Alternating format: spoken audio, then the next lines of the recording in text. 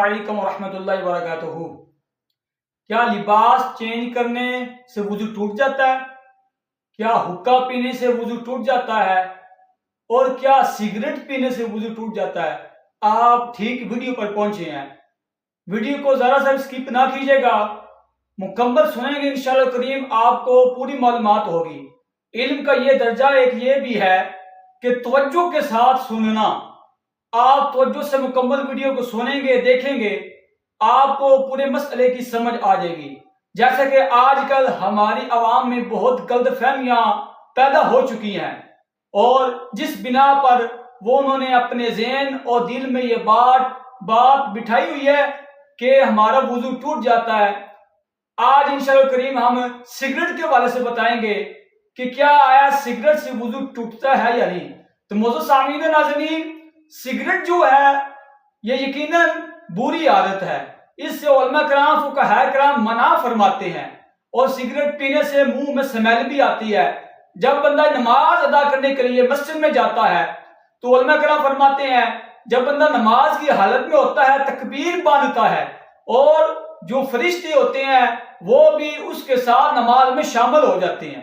اور ایک فرشتہ ایسا ہوتا ہے جو نمازی کے منہ میں اپنا منہ رکھتا ہے، جس وجہ سے اگر ہمارے منہ میں سمیل آتی ہوگی تو علماء کرام فرماتے ہیں کہ وہ اس فرشتے کو تکلیف ہوتی ہے، فرشتے کو تکلیف ہوتی ہے۔ اور جب منہ کے اندر سمیل آئے، بدبو آئے، جیسا کہ اکثر لوگ زیادہ پیاز کھاتے ہیں، پیاز کھانے سے بھی منہ میں سمیل زیادہ آتی ہے، یا بعض لوگوں کے معدے خراب ہوتے ہیں جس وجہ سے منہ میں سمیل آنا شروع ہو جاتی ہے، بدبو آتی ہے، اور ان سے بات کرنا بھی مشکل ہوتا ہے۔ تو موضوع سامعین و ناظرین، شریعت نے ہمارے اوپر حدود قائم کی ہے۔ شریعت مطالعہ کہتی ہے کہ سگریٹ پینے سے آپ کا وضو نہیں ٹوٹتا۔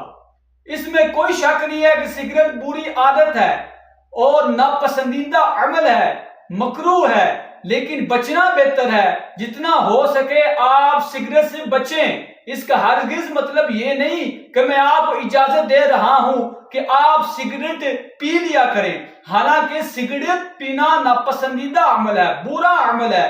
علماء کرام محدثین اعظام اسے اچھا نہیں سمجھتے، لیکن یہ بات ذہن میں بٹھائیے کہ جو آج ہمارا موضوع ہے، سگریٹ پینے کے حوالے سے وہ وضو ٹوٹتا ہے یا نہیں۔ تو پیارے معزز سامعین و ناظرین، سگریٹ پینے سے آپ کا ہرگز وضو نہیں ٹوٹے گا۔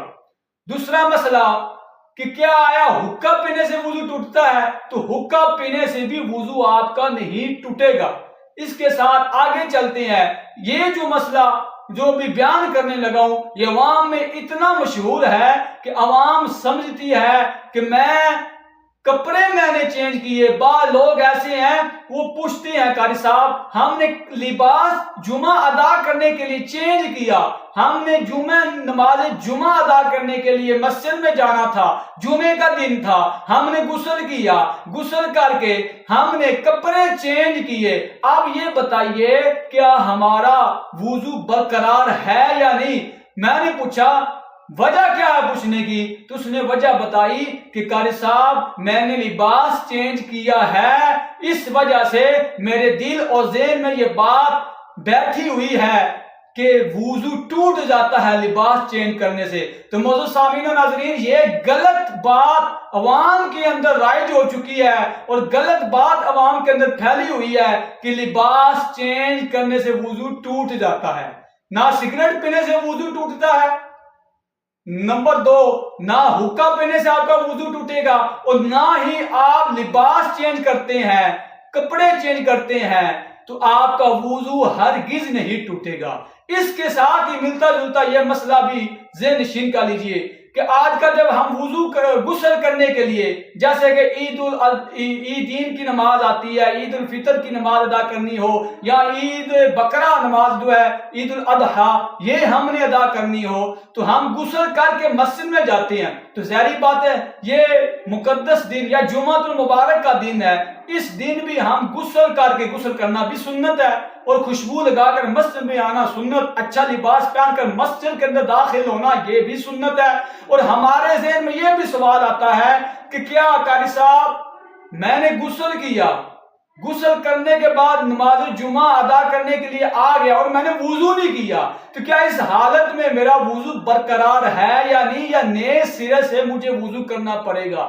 تو معزز سامعین و ناظرین، یہ بات اسے نشین کر لیجئے کہ غسل جب آپ نے کر لیا ہے اور غسل کر کے آپ مسجد کی طرف چل پڑے ہیں نماز جمعہ ادا کرنے کے لیے یا کوئی بھی نماز ادا کرنے کے لیے، تو آپ وضو کی حالت میں ہیں، آپ کا وضو برقرار ہے جب تک کہ وضو ٹوٹنے والی کوئی علامت نہ پائی جائے، آپ کی ہوا نہیں خارج ہوئی، آپ نے پخانہ یا پیشاب وغیرہ نہیں کیا، تو اس صورت میں معزز سامعین و ناظرین آپ کا وضو برقرار ہے، نئے سرے سے دوبارہ وضو کرنے کی آپ کو کوئی حاجت نہیں ہے، کیونکہ آپ نے غسل کیا۔